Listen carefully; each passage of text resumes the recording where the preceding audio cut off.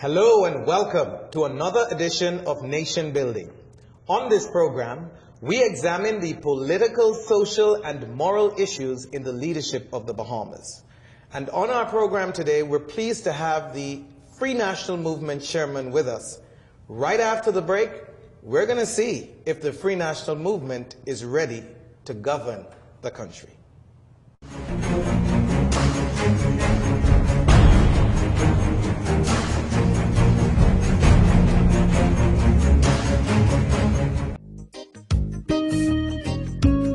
Who said you can't get great quality products at an affordable price? If you want the best quality food products at the most affordable prices, you must pick up the Jamaica Bahama brand of fine quality products at your favorite food store.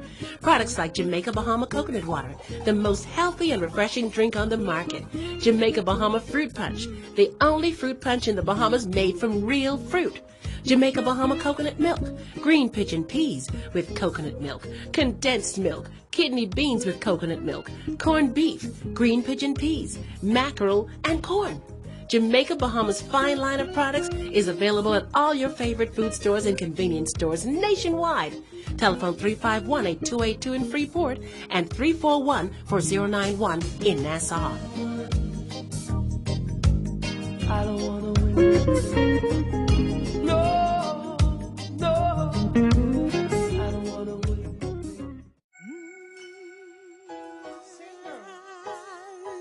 It's a new day. This is our new day. And in the blue glow of the morning, there's still time to reach back into our dreams. To become dreamers in the daylight. And live our lives and hopes with open eyes. Yes, this is the day to do the things that will fill our lives with joy and with love. Dreamers in the daylight. Anything is possible. This is our new day. We are alive.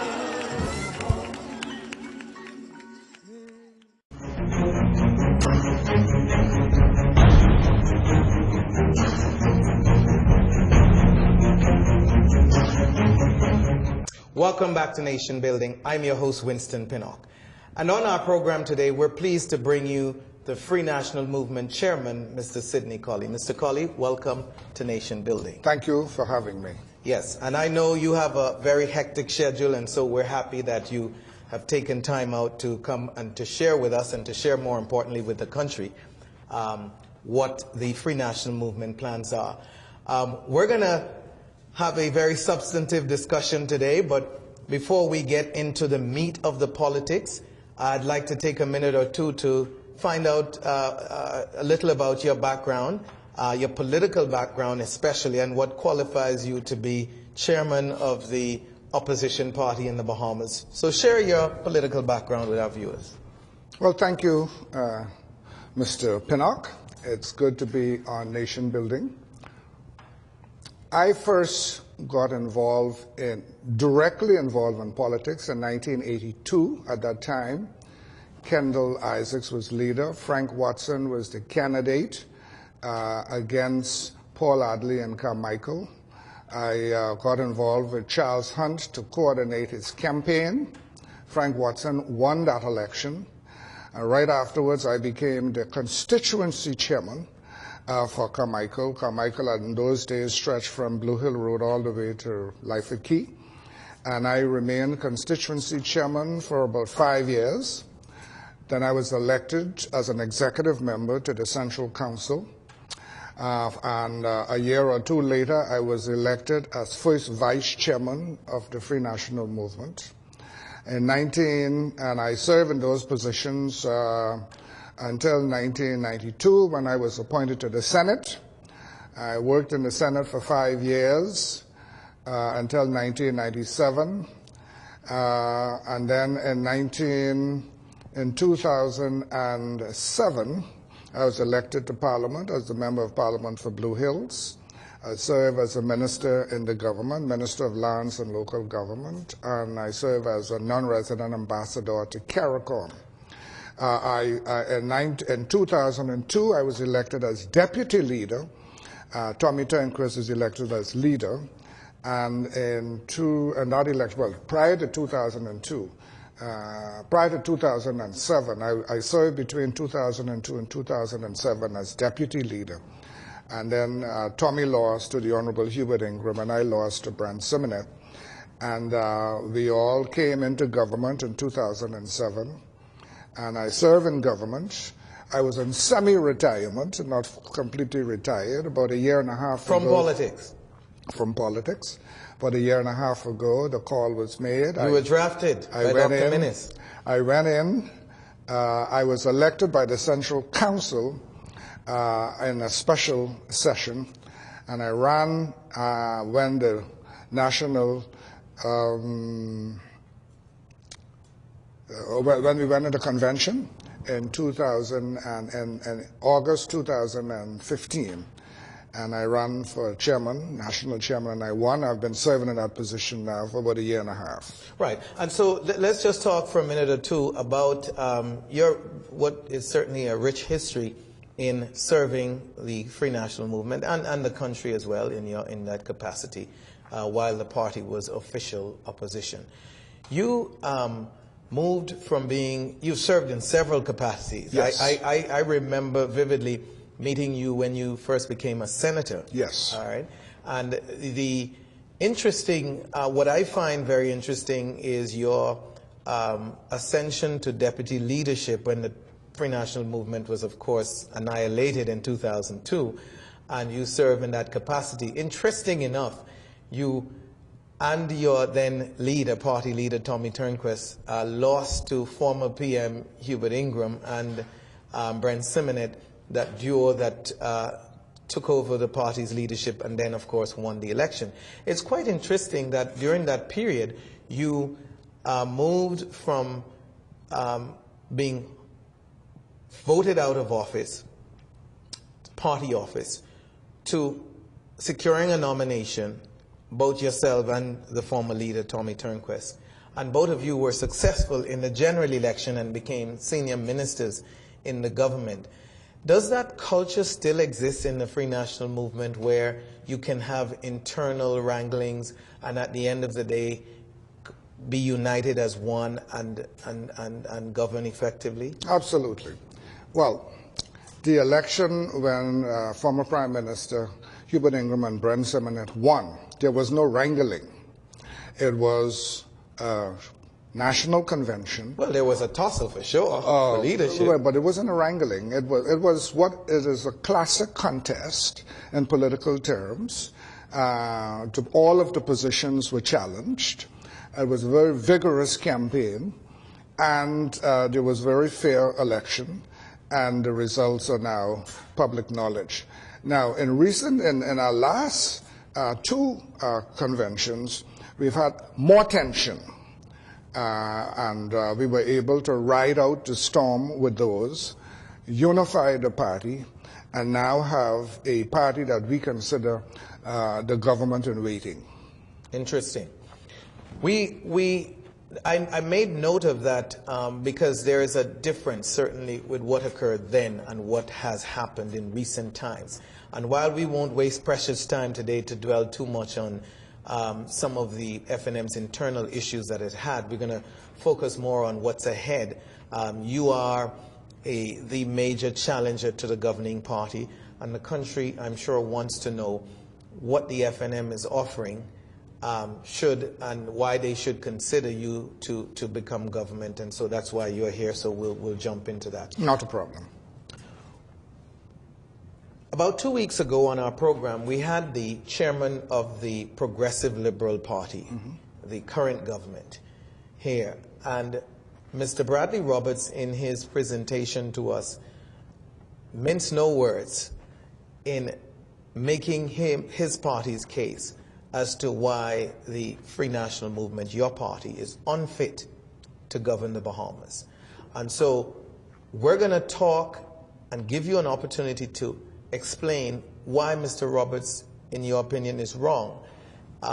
He, for example, makes a case about your leader, Dr. Hubert Minnis, statements he have made recently having to do with critiquing the electoral process, critiquing the parliamentary commissioner, gone as far as to say that, to make comments to the effect that there was a glitch in the parliamentary registration office, which resulted in names being removed from the register. Of course, those are very, very serious accusations. It goes to the heart of our democracy. And Bradley Roberts flatly said your leader not only was wrong, but it was ridiculous.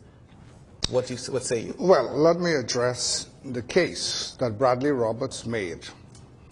I didn't see the show, but I'm sure he did not make the case for the 4 consecutive downgrades under the PLP watch. I'm sure he didn't make the case for the $1.4 billion that cannot be accounted for in VAT revenue. I'm sure he did not make the case for the more than 600 murders in the last 4.5 years and the absolute terror and fear by families in their homes, on their job, and in the society. I'm sure he didn't make the case with why Alfred Gray interfered with the course of justice in Maygorna with a duly appointed magistrate. I'm sure he didn't make the case with all of the corruption and the missing money that's been missing throughout the public service under his watch. I'm making my case. And I'm going to let you make a case, but in all fairness, you're going to be able to make a case. Okay. I just want the record to reflect that we did press him on many of those issues, Mr. Collie. So just for the record, we did press Mr. Roberts. It's our position, just like we are going to press you, that you make the case. But I want the record to reflect that Mr. Roberts did respond to many of those. You might agree with what he said, but he did respond. Oh, he did respond to them. Well, but I'm sure you would agree with his responses. Let me put it this way. His case ought to be a record of accomplishment and performance over the last 5 years. If he wanted to tout the PLP's record, he should have put on the table for all to see and point to all of the projects and all of the things and all of the programs and policies successfully completed over the last 5 years. I wanted to put that aside because I don't think they have a record that they are proud of. Now, the FNM. To the question. The FNM. We have up on the web at ourfnm.org our manifesto. Our manifesto has 46 major planks covering all of the major areas of this economy and the Bahamian life. This program is too short to take them one by one, but I invite your listeners and your viewers to go on ourfnm.org and check out our website.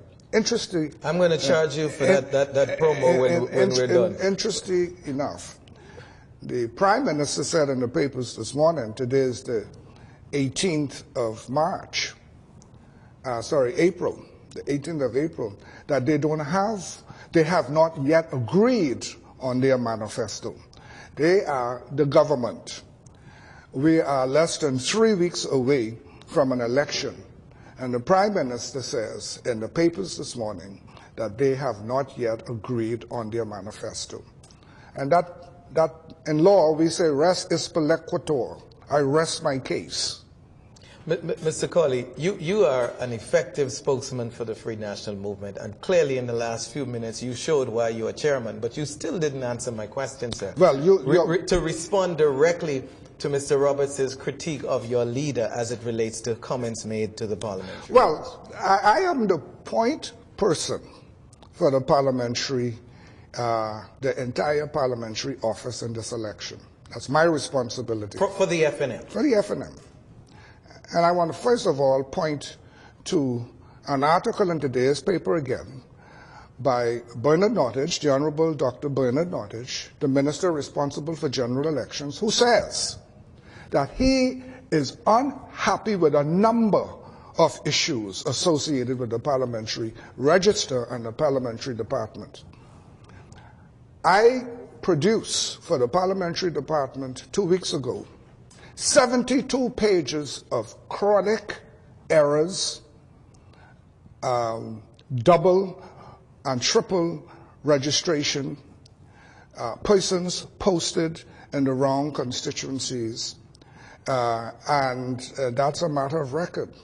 So when our and none of these happened, to be sure, under the previous Free National Movement. Well, let me deal with the issue here, because you're talking about two different parliamentary commissioners.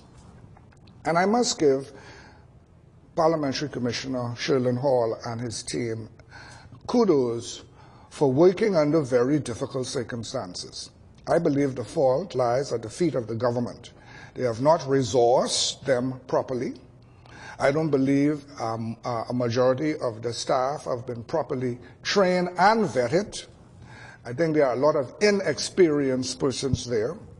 And that explains why Dr. Bernard Nottage is not happy. Seems like you're walking back from your previous comment and critiquing them. Furthermore, why in 2017 is the parliamentary office handwriting registration when the government is bragging about its e-government and all of the technology that's available to them?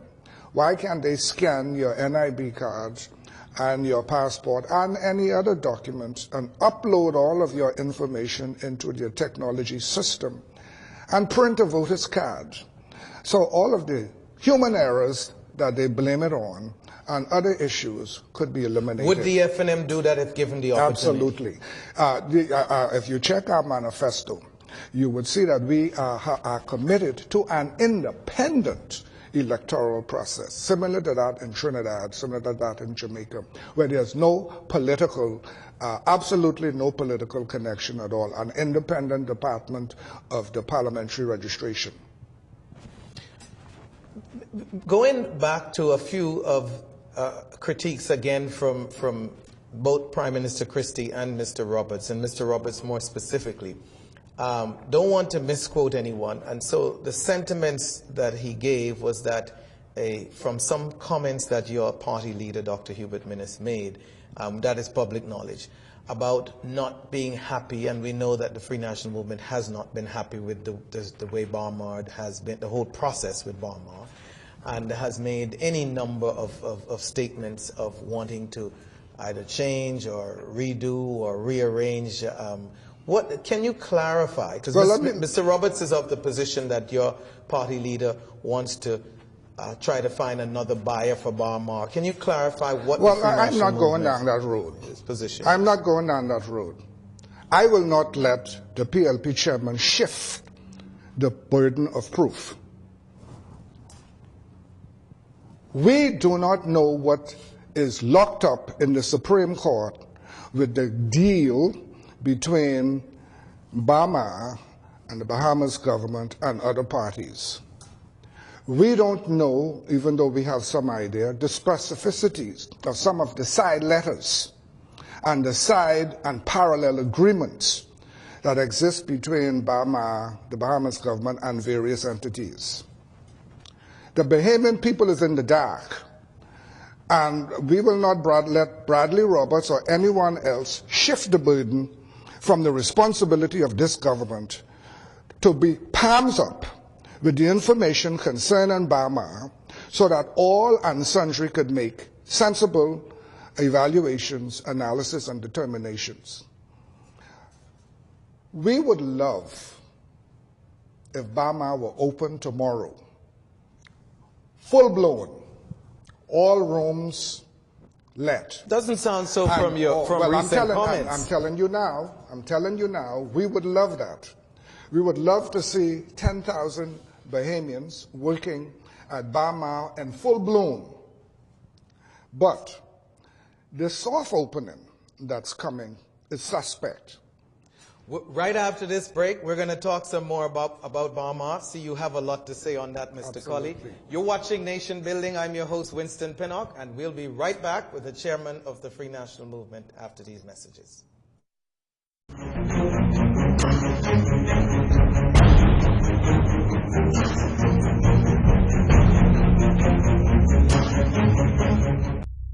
Time is money, And when you need more of both, fly Western Air.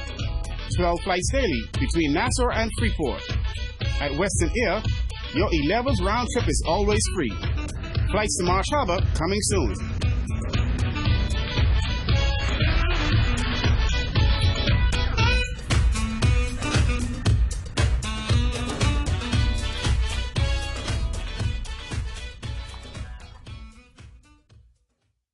You bring passion, and we bring world-class infrastructure and innovation that's designed to help your business grow. You have determination. We've got your back with a super-fast LTE network, giving you access to whatever you need, when you need it. You offer superior service, we put you in control, with a dedicated care team to look after your business 24/7. Together, we have the advantage. Alive. Let's do this.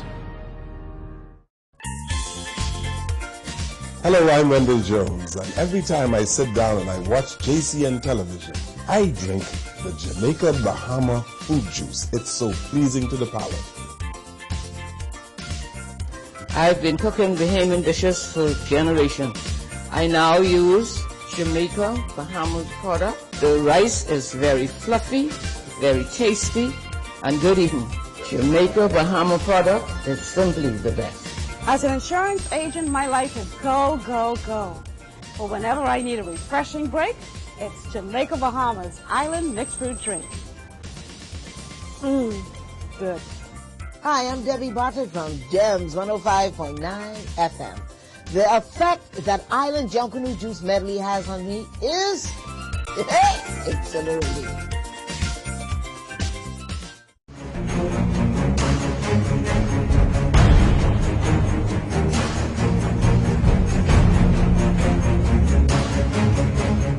Welcome back to Nation Building. I'm your host, Winston Pinnock, and we are here having a very important conversation with the chairman of the Free National Movement, Mr. Sidney Collie.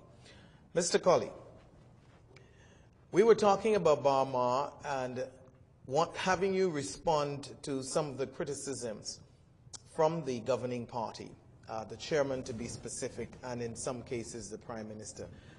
The Prime Minister have been very, very vocal and very critical of your party leader as being uninformed, out of touch with the realities of governing, and even going so far as to saying that he can't even control a small group of 8, and he wants to govern the country. Mr. Collie, what is it that you see in Dr. Hubert Minnis that makes the Prime Minister wrong on this? Well, let's address the Prime Minister's comments first. This is a man who's been in politics, as he says, for over 40 years. This would be his second or third time as Prime Minister of the country. Second time? Second time. He's been representing Centerville and the environment for all those years. He's got a cabinet of more than 19 substantive ministers and a number of junior ministers. And the FNM had a Gussie May cabinet as well, to be fair. That's not where I'm going. I'm not going on the Gussie May cabinet. He's talking about controlling his remit, or my leader controlling his remit. Well, let the Prime Minister control his ministers in his government and stop having each one having a policy of their own. That's what a Prime Minister does. He controls his cabinet. Let him control his cabinet. Let him show us his record of accomplishment in Centerville as a member of Parliament. Word has it that the $100,000 for constituency development that he has over the last 5 years, 2 of those were returned to the Treasury, when the people in Centerville still have out houses. But to be fair, those exist in many of the FNM controlled constituencies. We are talking about a Prime Minister of the country who has access to $2 billion in an annual budget and $1.4 billion plus borrowings. We are talking about him having control of his cabinet, of the treasury, of the government revenue, and being in Parliament for 40 years in one constituency. We're not talking about anybody else. And we're focusing on his record of accomplishment. If he wants to point the finger at Dr. Minnis, go ahead and point the finger. Dr. Minnis has never had one day in the Prime Minister's chair. Dr. Minnis has had 5 years in the chair of Minister of Health. And his record of accomplishment speaks for itself. Dr. Minnis is responsible for the satellite mini hospitals throughout the Bahamas. He's responsible for the new wing onto the Princess Margaret Hospital and the development in Freeport. In his remit in 5 years, he has a record that he can point to. But Mr. Collie, in fairness, if you're going to tout Dr. Minnis's accomplishment, isn't it fair for the Progressive Liberal Party to talk about the issues that the FNM has had, or Dr. Minnis has had, in managing the members of Parliament that he's had, that he got elected with? Isn't it fair to talk about the issues Dr. Minnis has had with, they raise issues about, which we won't go into here today, while he was Minister of Health. They raise issues about his many gaffes. They raise issues about some of the statements, you have to admit, not without merit. You may not agree with their analysis, but in fairness, notwithstanding what you claim the Prime Minister's record to be, many of the accusations have some merit, Mr. Collie. Well, the Prime Minister and his chairman, when they have the forum, they put their case. And they may put their case the way they see it. When I have the forum, I am not putting a case for the Prime Minister. Okay, sir, I am putting the case for the Free National Movement. Now, talking about the Free National Movement leader and the so-called dissident servant leaving in Parliament and breaking away. Well, that started first in the PLP. Craig Moss left. Renwick Wells left. Dr. Andre Rollins left. They started walking the floor. So before you sweep in front of my door, make sure you sweep in front of your door. So this bridge to the future that he was building in 2012 with all the young would-be leaders for the future crumbled 2 years in his administration. 2 years. Craig Moss was the first one. So don't tell me that Dr. Minnis can control the dissident 7 or the dissident 6 when you can control your bridge to the future. Let's move on to a more substantive critique, if you will, from the media of your leader. And we're spending a lot of time talking about your party leader because he is a central figure, the most important and central figure in providing a vision to the Bahamian people of what the FNM wants to do. The media has been, generally speaking, heavily critical of Dr. Minnis for not appearing on programs like these to face questions and to to respond to issues that people care about, outside of having a few press conferences, not taking questions, gives the impression, certainly to the media and to the country, and there is some danger to it, that he has something to hide. What is the difficulty in Dr. Minnis availing himself to the press to, in places like the United States and more developed democracies, more advanced democracies, these are debates and being available to the media is second nature. I mean, it's what you have to do if you're seeking office. Isn't it mature for Dr. Minnis to set a good example? It's a pretty long question. I don't know if I'm going to remember everything. Well, I'll help you, sir. I'll help you, but bear with me. I get one shot at you, sir. Isn't it mature to help our democracy grow for him to avail himself more to the media? Okay.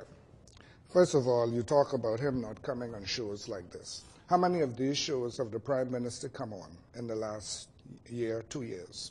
I haven't seen him on any of these shows. But the media say they get tired of seeing Christie. Oh, okay. Well, maybe so. I don't know. I don't know. They might not like his answers, but he gives answers. He's available to them, but it seems. But more available. Let me address the thrust of your question and the critique of the media, of Dr. Minnis. In defense to Dr. Minnis, he has made himself available to the media on numerous occasions. He's held press conferences. He's put out press releases. He's taken impromptu interview almost on a daily basis from members of the media from all over. I just saw him on TV last night taking questions on his birthday from at least 3 of the press, members of the press. Dr. Minnis and the FNM has a two-pronged attack, a two-pronged approach.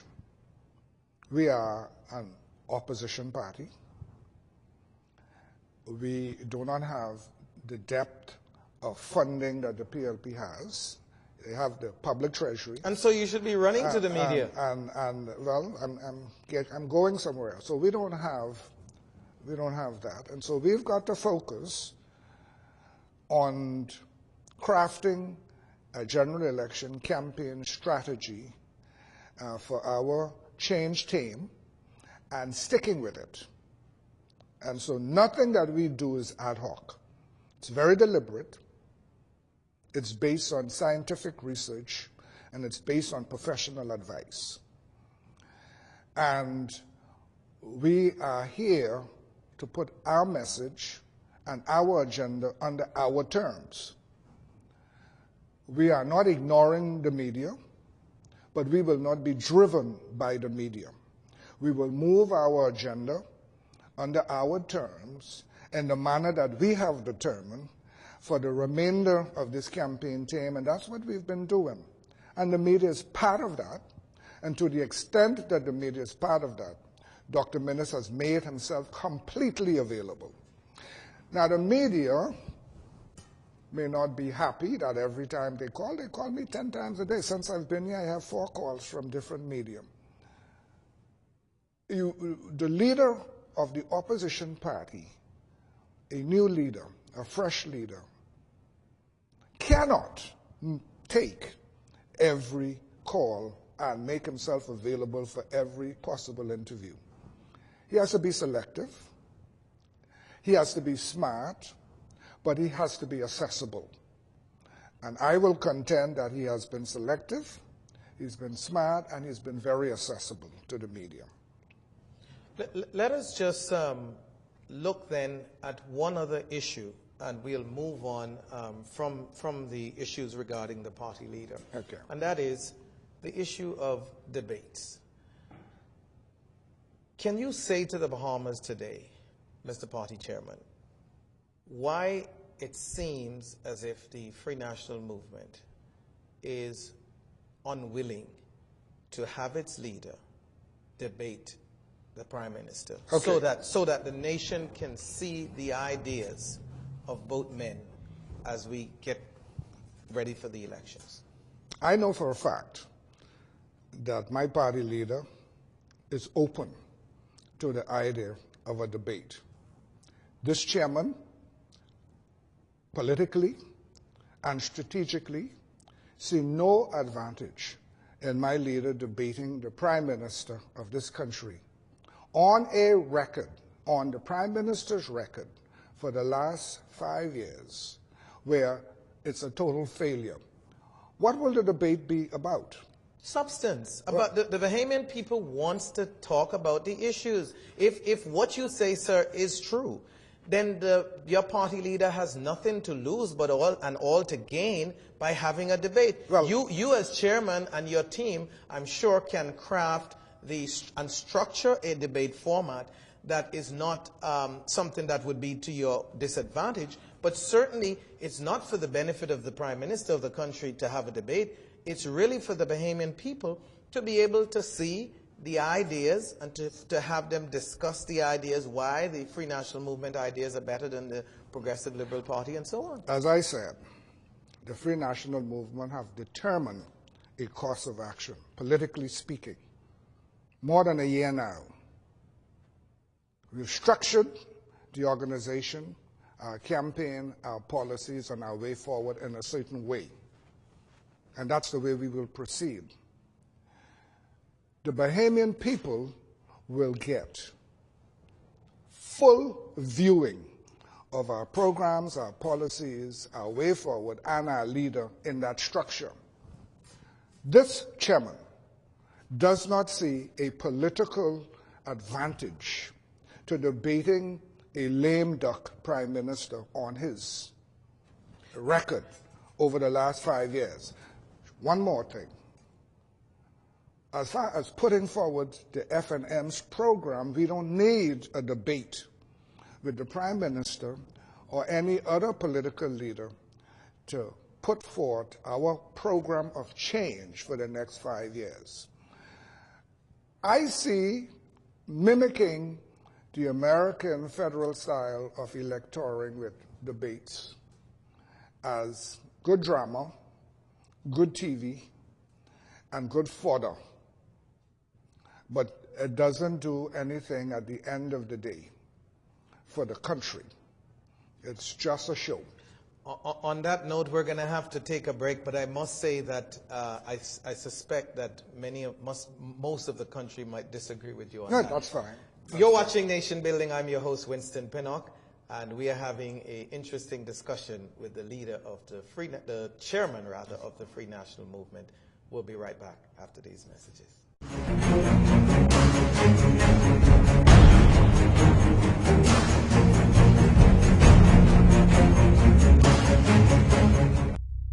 Time is money, and when you need more of both, fly Western Air. 12 flights daily between Nassau and Freeport. At Western Air, your 11th round trip is always free. Flights to Marsh Harbor coming soon.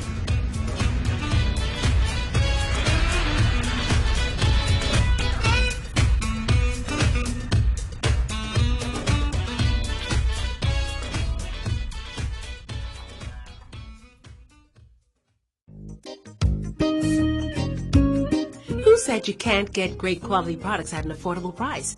If you want the best quality food products at the most affordable prices, you must pick up the Jamaica Bahama brand of fine quality products at your favorite food store. Products like Jamaica Bahama Coconut Water, the most healthy and refreshing drink on the market. Jamaica Bahama Fruit Punch, the only fruit punch in the Bahamas made from real fruit. Jamaica Bahama coconut milk, green pigeon peas with coconut milk, condensed milk, kidney beans with coconut milk, corned beef, green pigeon peas, mackerel, and corn. Jamaica Bahama's fine line of products is available at all your favorite food stores and convenience stores nationwide. Telephone 351-8282 in Freeport and 341-4091 in Nassau. I don't want to win.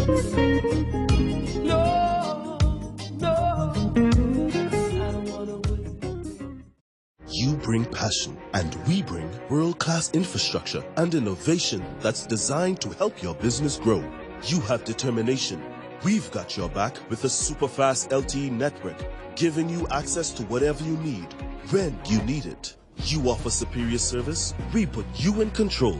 With a dedicated care team to look after your business 24/7. Together, we have the advantage. Alive. Let's do this.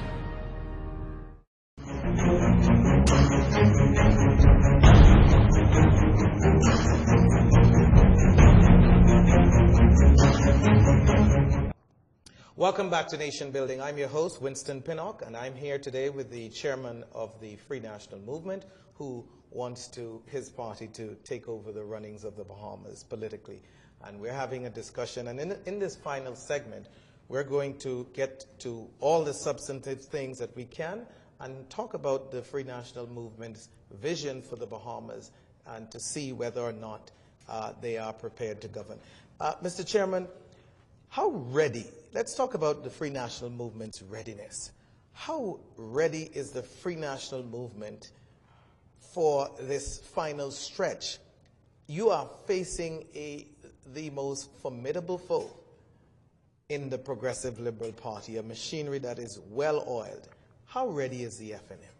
Very ready. We've been putting the planks in place, as I said, for the last year. Started identifying and scrupulously vetting and selecting our candidates. We call them our change team, 39 of them. They are in place. They have been in place. They are on the ground. They are working. In that change team, we have the making of one of the best cabinets of the Bahamas, more diverse, maybe not cabinet experience, but other experience. We have our program and our message in place. We have a new leader who is not a career politician and who is not a traditional lawyer politician, a medical doctor. And we have a record of failure by the present governing administration like we have never seen before. So the Bahamian people is faced with a situation where this election will be a seminal event in the history of elections for the last 40 years. Everything is at stake. More significant than 1992? Yes, yes. Why so? Let's take the introduction of VAT. VAT was introduced as a revenue enhancement measure and sold to reduce the national debt. The money, the revenue from VAT was promised to be used to reduce the national debt. Well, after collecting $1.4 billion in VAT revenue, the national debt went up by $2 billion. And the government say there's been natural disasters. I hear what the government so say. Many the national disasters are out of the control of any government. They come and go. I hear what the government say. I'm just saying, 4 downgrades in that time. A massive hotel of over $4 billion on the ground in Cable Beach can't open. Which will be open in a few days? Soft opening, and we'll see. We've been hearing many openings, as you are aware. That hotel was scheduled to open many times before. We went into liquidation first and receivership. And are you blaming the Progressive Liberal Party for that? I am stating a fact. I am stating a fact. He who wears the crown, the buck stops with him. So, this election for the FNM, for the Bahamian people, is a crossroads in the Bahamas. And we in the Bahamas cannot and must not allow another 5 years of a Christie-led administration. The signals, the signs, the evidence in this country is everywhere. It's a tale of miserable failure. And people are saying, what specifically, let's talk about a few planks of the FNM that your party believes and you believe and your leader believe will bring about a reversal of what you are claiming has happened on the Well, let's look at an initiative that is dear, near and dear to the leader's heart. His underprivileged economic stimulus program for the Black Belt area, empowerment of more entrepreneurs, tax-free zones to stimulate small businesses and medium-sized businesses and mom and pops in New Providence and to a lesser extent in Grand Bahama.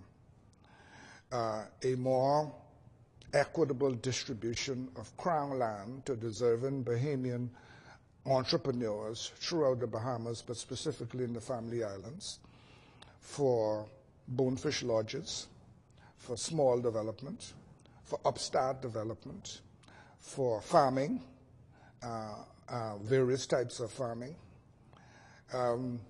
education. I'm not going to beat up on the education system and tout the D average. What I'm going to say is every Bahamian child is deserving of quality education, and that is why there's going to be serious concentration on distance learning, technology introduction, to touch every child in every island and every key in the Bahamas, and a consolidated secondary curriculum that all students can shoot towards. And finally, where students qualify and meet the standard to not only have free education at the University of the Bahamas, but a stipend for Family Island students who are underprivileged and disadvantaged, as well as free dormitory. But Mr. Chairman, I have to stop you there. Are you proposing even more money for the Educational Department, the Ministry of Education? They already take the lion's share of the government's budget. I hear you on many of the programs. How are you going to fund these programs? Well, let's deal with the education promise by the PLP in 2012 that they're going to double the investment in education. There's no sign of any doubling of the investment in education. There has not been the completion of one single school. There is a school on one of the Family Islands at over $2 million that cannot be completed, and half of the school was already in place. There's no doubling of education budget by the PLP. There is no investment in education like they promise. Where are we going to find the revenue for education? It's not throwing money at the educational system. I'm a former educator. I used to be a high school principal. I used to be a college lecturer. So it's not throwing more money at education. It's smart investment in education, prioritizing and completing projects. So to be clear, do you see areas in the Ministry of Education where monies can be shifted from one area to the other to fund your proposal or your party's proposal without creating chaos? No, we're not shifting anything from anywhere. Listen to me carefully. I said, we're not throwing money at education. We are using the resources that are available wisely. We will prioritize the programs within the ministry and the Department of Education. We will involve the stakeholders in education. That's the students, the teachers, and the parents. And there will be a national discussion on the way forward. And we will have a national educational system that will be similar to the Japanese and Singapore, and that will be result-oriented and will be a symbol of pride for the Bahamas. I hear you, Mr. Chairman. I'm not quite sure if we are clear about, in light of the current state of the economy, where funding is going to be coming from, but I hear you on your plans. We need to touch on two other major issues. Before you touch on that, I want to be clear. Education gets the lion's share of the budget now. It does. And what I'm saying to the Bahamian public is smart management of that money, prudent use of how the resources are. So you're saying they're wastage?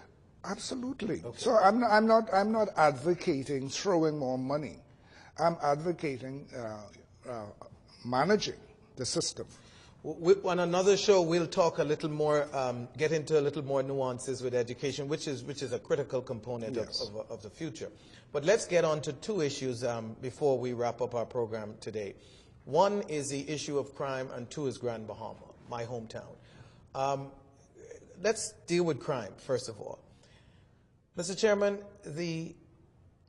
I need not mention to you the many promises your party has made in successive administrations over the years to tackle and effectively deal with the issue of crime. I can specifically remember in 2010 2007, in the run-up to the 2007 election, then leader, former Prime Minister Ingram, at a rally in South Beach, promised the Bahamian people that the Free National Movement would reinstate capital punishment. It was one of the promises made. Nothing happened. The PLP, and by the way, the former PM said he personally don't believe it, but he'll carry out the law, to be specific was his word. Nothing happened. The PLP administration has failed. And so both parties have failed. My question specifically to you, sir, there is no doubt repeated surveys have shown that an overwhelming majority of the Bahamian people are crying out for stiffer penalties and the enforcement of capital punishment. What is the FNM's position if it is to ascend to office this year? What is the party's position on the issue of reinstating capital punishment? Generally speaking, crime is the number one issue, if not the number one, certainly the number two, because the economy and jobs is also very high up on the list. And so the government, as well as the opposition, cannot put forward themselves or ourselves without showing our great concern for the state of crime and criminal activity in the country. That's a general statement. I didn't hear former Prime Minister, I may have heard him, but I don't recall it, promising to reinstate capital punishment. He said he would carry out the law, which is to reinstate it, because that's what the law requires. Because capital punishment has not gone anywhere. You may say successfully that there has not been hanging in recent times, and you'd be correct. But the last capital punishment carried out in this country was carried out by an FNM administration.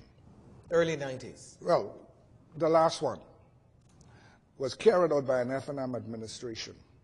This administration came into power putting up billboards all over the place about over 490 murders under the FNM, and they had the answer to crime. And Mr. Roberts said it was a mistake. Well, that doesn't stop me from talking about it. He could say it is a mistake as much as he likes. It was a stupid mistake. No one has the answer to crime. Crime, you know, there was a jurist, a high court judge in England called Lord Denning. He said, no man knows the mind, not even the devil knows the mind of a man. Not even the devil knows the mind of a man. And so, that being said, who can tell when and where and why and how a crime is about to be committed and to be in place to stop it? So it was a stupid thing to say they had answers to crime. Now they pull back. Well, it's too late. They have a record of over 600 murders. Over 600 murders, and their term isn't finished yet. Are you planning to put up billboards to highlight, to do to them what they did to you? Listen, the FNM position is we do not have the answer to crime. But people want you to solve the issues of crime. Well, the FNM will commit itself, its administration, its resources, and the energy of the government to tackling crime, to preventing crime, and to punishing crime. That's what a government does. Putting all the energies and all the resources in behind the fight on crime to make the country safe. The security of the country internally and its borders externally is the number one priority of any government. And that's the commitment that the FNM gives, and the FNM will continue to do so. On the question of hanging or capital punishment, that's a very complex issue. The real issue that we have to determine going forward is whether we will join the Caribbean Court of Justice and make that our final court of appeal, or whether we will stick with the Judicial Committee of the Privy Council and make that the final court of appeal. Or set up a final court here in the Bahamas, a final court of appeal. What's wrong with that? Well, we have a court of appeal. A final appellate court. That's an option. Because we are a country of laws, and we are bound by stare decisis. And the precedent, laws are the to law. benefit the people. Absolutely. And so obviously And what so- the people demand should so be respected. Why do people call for hanging, the institution of capital punishment, or the reinstitution of capital punishment, or the activation of capital punishment from the books to reality? While they call for that, we don't fault the PLP, and we certainly don't fault the FNM. They faulted you. Well, that's the difference between the FNM and the PLP. We don't have a rose-colored glass on. We know what the realities are. There was a famous case by the Judicial Committee of the Privy Council which threw up a roadblock in the face of all the countries in the Commonwealth, 67 countries, all of the countries in the Commonwealth, to make the standard for capital punishment the worst of the worst. And there's been some rulings by that Judicial Committee of the Privy Council determining what the worst of the worst is. And only the worst of the worst can be executed. If you want to move away from that position, that's fine. But the answer is have your own final court of appeal or pass legislation to divert from the Judicial Committee of the Privy Council, but that won't be the final answer. Because as long as you have common law and you have the Privy Council as your final court of appeal, you are bound by the parameters of the law. So the last question on that, so we could move on to a very important question, is should the Bahamian people not expect the Free National Movement to aggressively seek to have that let me see if I could put it another way. There is nothing that stops a judge from the Supreme Court right now from sentencing a convicted criminal of murder to hang under the law. The system is so structured that once that sentence is passed, the convict has a series of avenues available of appeal going all the way to the United Nations International Court of Justice. And so the Pratt and Morgan case said that unreasonable delay is 3 years. And after a man has been waiting for 3 years, you have to let him go. In effect, and again, I don't want to overstate this, but in effect, it is an almost insurmountable situation that you're bringing light to. Let's talk for the last minute of the program about Grand Bahama. Wish we had more time to do that. But Grand Bahama, sir, has been in a very, very dire state economically for too long. Successive governments have tried, I'm sure. You might say the PLP hasn't tried, but I think all successive government over the last 15, 20 years have tried to resuscitate, if I could say, Grand Bahama to its former glory and has failed.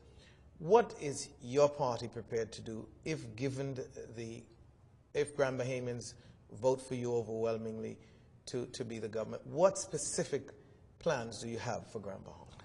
I don't have enough time because you tell me you have a minute. You do the best you can. So first of all, I'm going to say go to the website and look at our manifesto. And there's a whole section on Grand Bahama.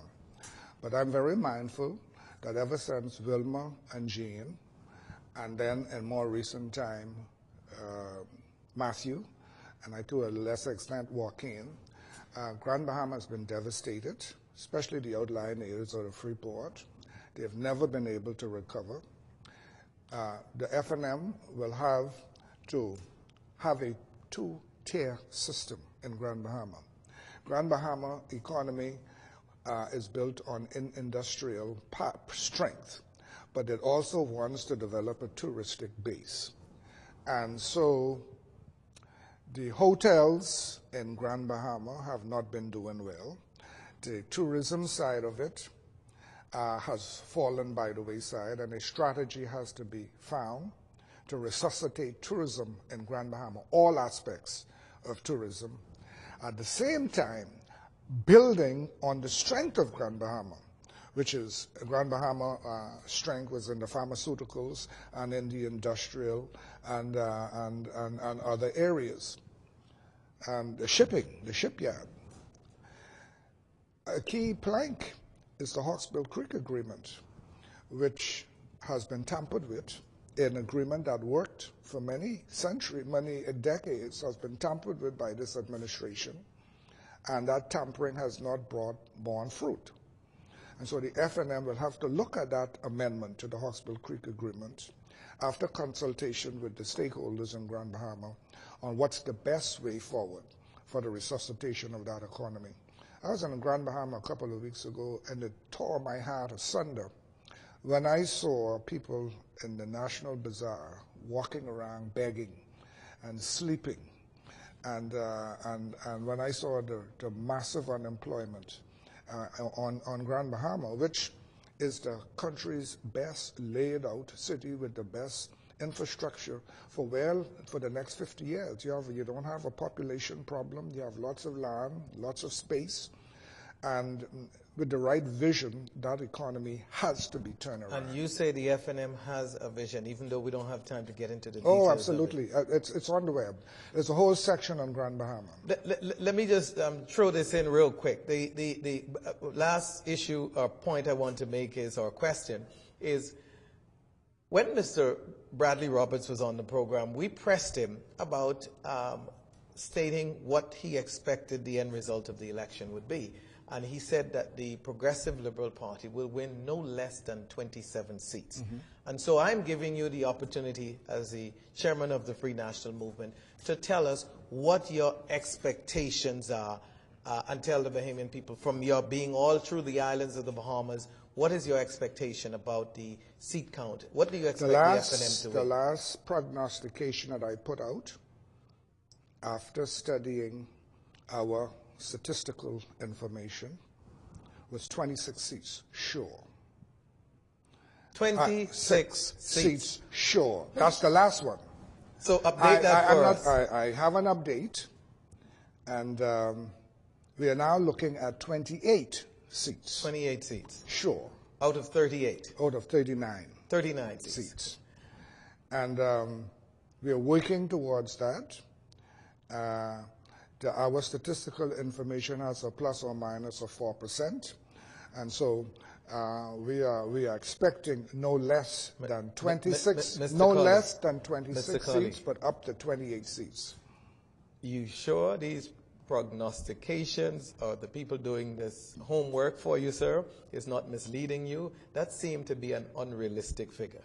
Well, prognostication by its very nature is a combination of a lot of things. And so one doesn't say with certainty that this statistical information is certain. But to the extent that statistical information are reliable, we are expecting not less than 26 seats and up to 28 seats, and quite possibly more. You are expecting a landslide victory. Do you expect to win 3, 4, or all 5 seats in Grand Bahama? All 5. Interesting. We expect all 5 seats in Grand Bahama. We expect the 2 seats in Eleuthera, the 2 seats in Abaco.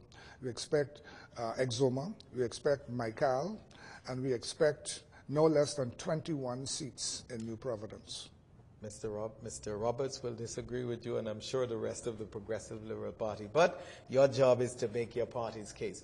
You have been an excellent guest, sir. I thank you so much, Mr. Collie, for taking the time out to share with our viewers your thoughts. And we want to wish you all the best, as we wish all political organizations. Thank you, sir. We're trying to build a nation. Thank you very much. Thank you for watching Nation Building. This is your host, Winston Pinnock. Stay tuned for next week's edition, when we bring you another lively and informative program here on Nation Building.